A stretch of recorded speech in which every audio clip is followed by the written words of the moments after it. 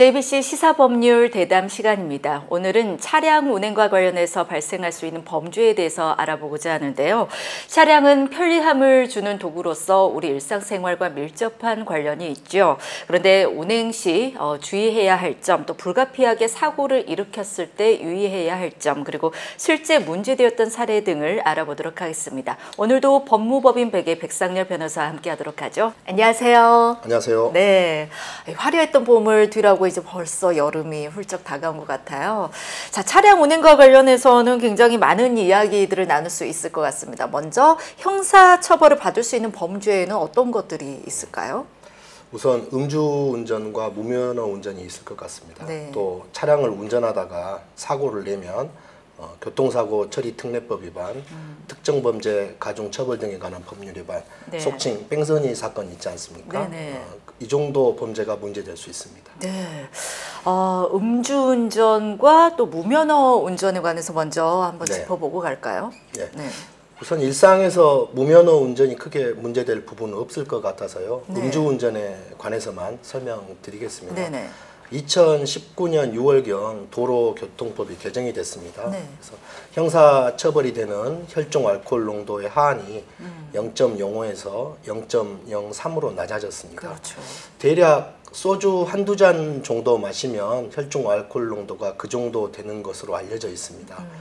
그렇기 때문에 자리에서 술을 한 잔이라도 입에 대시면 아예 운전대를 잡을 생각을 하지 않아야 될 것 같습니다. 네네. 그리고 도로교통법 개정으로 운전면허가 취소되는 혈중 알코올 농도의 하한 또한 0.1에서 0.08로 낮아졌습니다. 그래서 0.03부터 0.08 미만까지는 운전면허가 정지되고 네. 0.08 이상이면 운전면허가 취소되게 됩니다. 그래서 특히 운전면허가 생계이신 분들은 네네. 이 부분 또한 유념하셔야 될 것 같습니다. 네, 그 생계인 분들은 음주운전으로 인해서 면허가 취소가 되더라도 네. 어쩔 수 없이 또 무면허 운전을 하는 경우도 있을 것 같은데 네. 무면허 운전하다가 적발 시에는 어떠한 처벌이 있나요? 뭐 정해진 것은 아닙니다만 네. 무면허 운전이 자꾸 반복되다 보면 법정 구속돼서 실형을 복역할 수도 있습니다. 네. 해서는 안 되겠군요. 예. 자, 음주운전과 관련해서 또 유의해야 되거나 일상생활에서 문제될 수 있는 부분들 네. 많이 있을 것 같습니다. 우선 음주운전 방조가 있습니다. 네. 방조라고 하면 뭐 물리적으로나 아니면 정신적으로 타인의 범죄 행위를 쉽게 도와주는 경우를 방조라고 하는데요. 특히 그 일행들과 술을 마신 후에 일행 중 한 명에게 자기 차량 열쇠를 주면서 운전해라, 네. 같이 타고 가자 하는 경우가 전형적인 음주운전 방조 같습니다. 아니, 방조가 그거는 좀 적극적인 방조 같고 이 사람이 네. 운전해도 말리지 않는 것도 방조가 되는 거 아닌가요?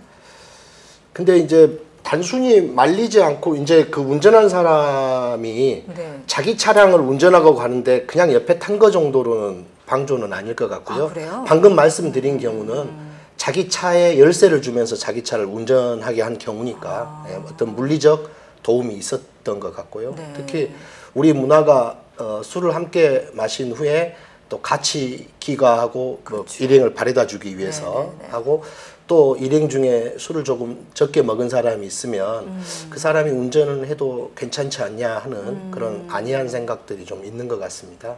그런데 그런 경우에는 혼자만의 피해가 아니고 그 차에 함께 탄 일행 전체의 피해가 되어서 피해가 확대될 소지가 있기 때문에 더욱 위험한 범행이라고 보입니다. 네. 이제 뭐 같이 술을 마시더라도 서로 대리운전을 불러주는 그런 네. 문화가 돼야죠. 네. 네. 또 다음으로는 숙취 운전인데요. 술을 마신 다음 날 아침에 술이 깬 것으로 생각하고 출근하려고 운전을 하다가 네. 그때 이제 음주 단속이 되는 경우입니다. 경찰에서 뭐 아침에 음주 단속을 하는 경우는 많지 않고요. 운전 중에 사고를 낸 경우, 그 경우에 원칙적으로 혈중 알코올 농도를 측정하기 때문에 네. 그렇게 해서 단속되는 경우가 있습니다. 뭐 이러한 경우 뭐 참작할 사정은 있지만 네. 그렇다 하더라도 숙취운전이라 하더라도 음주운전에 해당되는 것은 틀림없으니까요. 유의하셔야 되겠습니다. 다음 날까지 영향을 끼치지 않을 정도로 술을 자제하는 것이 중요하겠네요. 자제하는 것은 어렵지만 그럼 그 다음 날 아침에도 대리운전해서 출근을 해야 될까요? 아니 아예 애초에 술자리에 택시를 타고 가는 것도 한 방법 같습니다. 네, 저녁에 네. 다음 날 숙취는 어떻게 해야 되나요? 다음 날도 택시로 출근을 택시로 합니다. 예, 예. 출근과 네, 차는 회사에 놔두고 네. 또 다른 또 음주 측정 거부가 있는데요. 네네. 예, 이런 사안도 많이 발생합니다.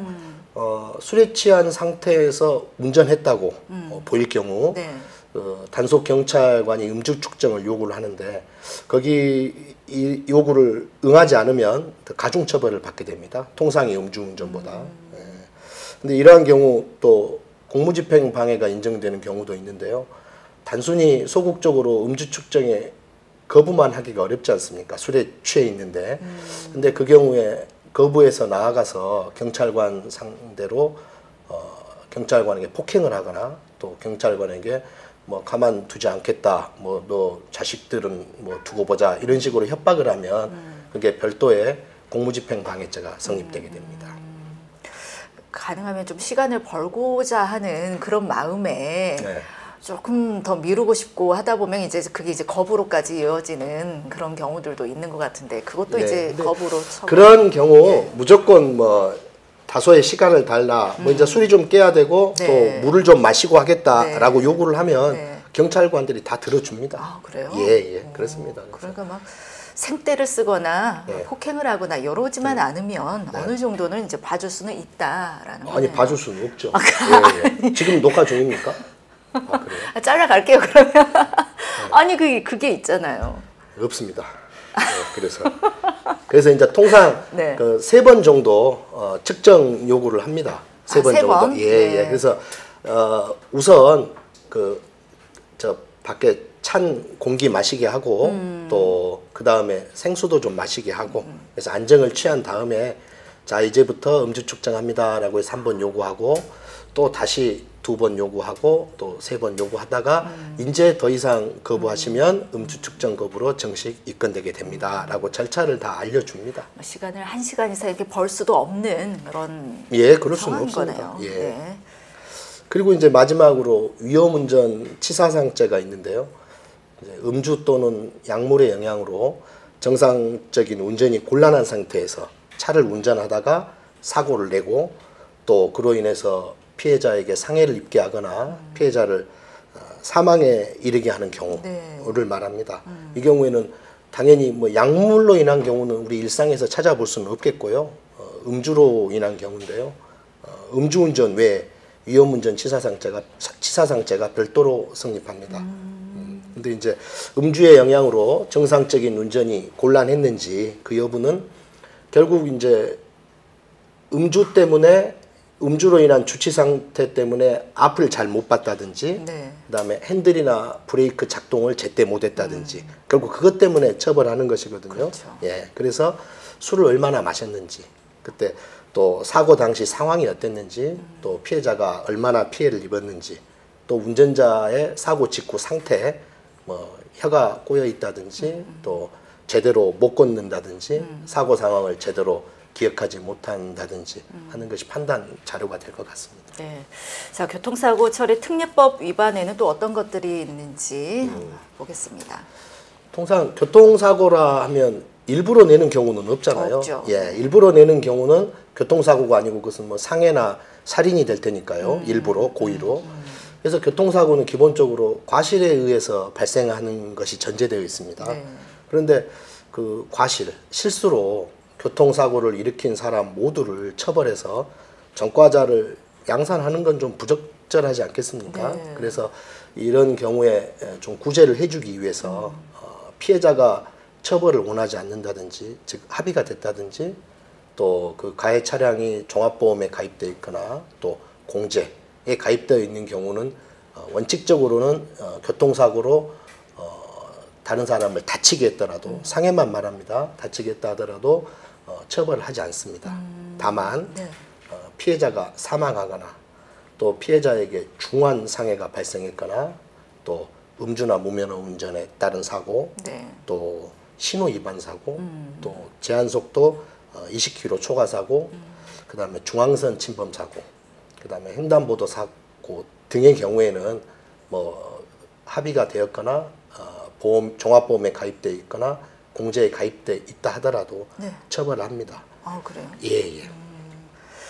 이 경우에는 의무 위반의 정도가 중하고 또 결과가 중하지 않습니까? 네. 단순히 보험에 들어있다는 이유로 뭐 중앙선을 침범했다든지 피해자가 사망하거나 피해자에게 장애가 발생했는데 처벌을 면제해 줄 수는 없지 않습니까? 그리고 또 방금 살짝 말씀드렸고 지난번 그 폭행과 상해편에서도 말씀드렸는데요. 차량을 운전하다가 과실이 아니고 고의로 피해자에게 상해를 입힌 경우에는 특수상해에 해당됩니다. 지난번에 그 지하철 폭행력 그때 말씀드리지 않았습니까? 그래서 특수상해에 해당되기 때문에 중한처벌을 받습니다. 즉 위험한 물건을 휴대하여 상해를 가한 경우 차량이라는 것이 객관적 성질 자체가 뭐 단단해서 사고가 나면 상대방에게 피해를 줄 수 있잖아요. 그렇죠. 그리고 또 사용 방법이라는 것은 차를 사람을 향해서 운전하면 안 되지 않습니까? 그래서 이런 두 가지 점에 비추어서 차량은 위험한 물건에 해당이 되게 됩니다. 통상 이런 일상에서 이런 경우가 언제 발생하냐면 다투다가 뭐 현장을 떠나면서 근데 상대방은 가지 마라고 차량 앞에서 가로막고 있는 경우가 있습니다. 근데 그런데도 뭐 특별히 피하게 하지 않고 그냥 홧김에 그대로 확 치고 지나가는 경우. 이 경우는 그 과실에 의한 교통사고가 아니지 않습니까? 그렇죠. 고의로 위험한 물건인 차량을 이용해서 피해자에게 상해를 가한 경우이기 때문에 이런 경우는 특수상해에 해당이 됩니다. 비록 차량에 따른 결과가 발생하긴 했지만 자, 이제 주변에서 속칭 뺑소니 사고가 일어나는 경우도 있어요. 이 뺑소니 사고는 어떤 경우를 말하는 거고 이와 관련돼서 어떤 유의점들이 있을까요?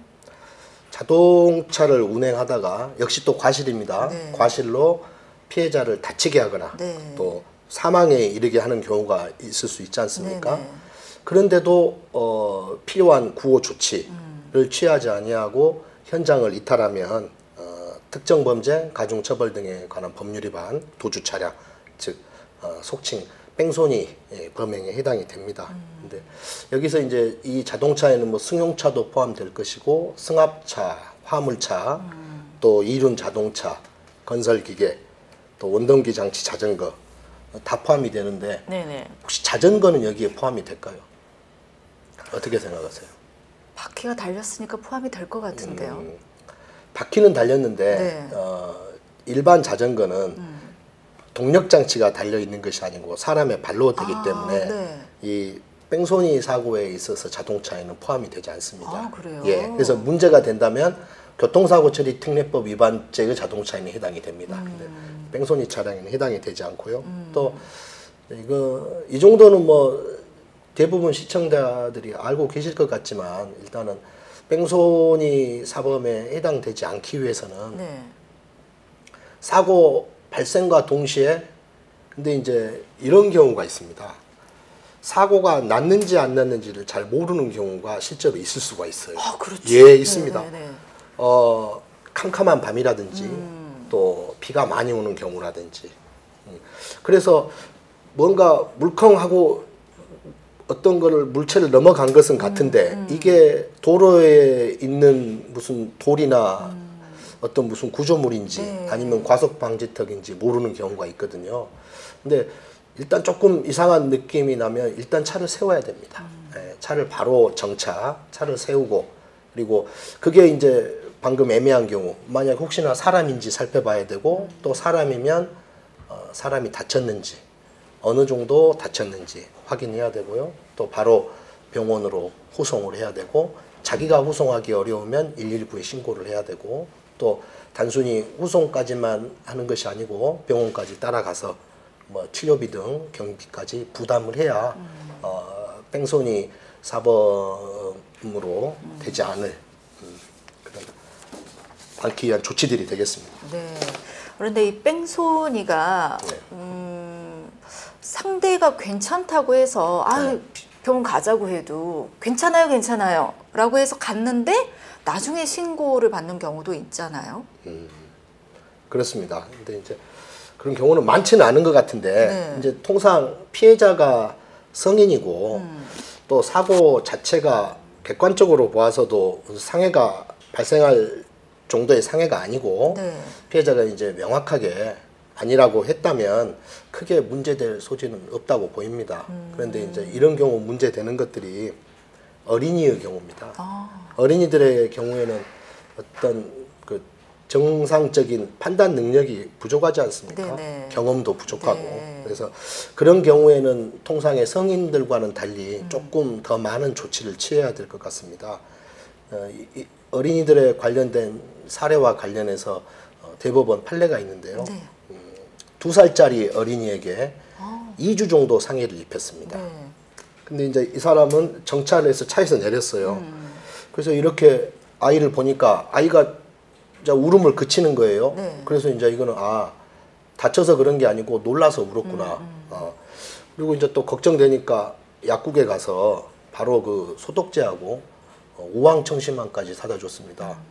또 그래서 아이가 이제 말은 할 수 있으니까 너 혼자 집에 갈 수 있겠어 하니까 있다고 대답한 거예요. 네. 그래서 그냥 갔습니다. 근데 이런 경우에도 속칭 뺑소니 사범에 해당한다. 그런 대법원 판례가 있고요. 또 방금은 2살짜리 어린이였습니다만 네. 11살짜리 어린이한테 2주도 아니고 1주 상해를 입힌 사안이 있었습니다. 근데 차에서 내려서 어떠냐, 뭐 괜찮냐 물어보니까 괜찮다, 혼자 집에 가겠다 하고 해서 보냈는데 나중에 이제 부모가 신고를 했고 결국 이 사안도 속칭 뺑소니 사범으로 처벌을 받았습니다. 그러니까 판단 능력이 미숙한 어린이들의 경우에는 조금 더 깐깐하게 적용이 그렇습니다. 된다는 예, 말이군요. 예. 그리고 우리가 판단해 보아도 네. 어린이한테 결정권이 있는 것이 아니고 보호자들한테 결정권이 있지 않겠습니까? 아이들은 무조건 괜찮다라고 그렇죠. 이야기를 하거든요. 예, 그렇습니다. 그래서 반드시 뭐 부모 연락처를 알아본다든지 네. 해서 그런 정도의 조치를 취하는 것이 맞을 것 같습니다. 그렇습니다. 자, 차량 운전에 따른 형사 책임과 관련해서 보다 특별히 더 하고 싶으신 말씀들이 있으실 것 같은데요. 네. 최근 몇 년 전부터 네. 윤창호 법들을 비롯해서 또 음주 운전은 물론이고 어떤 차량 중 발생한 사고 또 차량 운전자에 대한 폭행 등의 폐해에 대한 사회적 공감대가 형성이 됐습니다. 이에 따라서 처벌 규정이 신설되거나 강화되고 있는 추세인데요. 특히 또 음주운전은 자신과 가족에 대한 파괴행위고 음주운전자는 도로 위의 잠재적 살인자라고 할까요? 그래서 이런 처벌 규정의 신설이나 강화도 중요하지만 이것보다는 우리 모두의 교통 의식이 성숙되고 또 음주 문화 또한 성숙돼야 할 것으로 보입니다. 네. 차량과 관련해서는 누구나 관심을 갖고 또 반드시 알고 넘어가야 될 그런 부분들을 가지고 또 오늘 이야기 나눠본 것 같습니다. 오늘 좋은 말씀 감사합니다. 예, 고맙습니다. 네. 네, 무엇보다 중요한 것은 우리 모두가 안전운전을 해서 교통사고가 발생하지 않는 것이겠죠. 하지만 뜻하지 않게 발생하게 되는 교통사고에 대한 대응, 처리 방법, 사례 등에 관해서 이야기 나눠봤습니다. 함께 시청해주신 여러분 고맙습니다.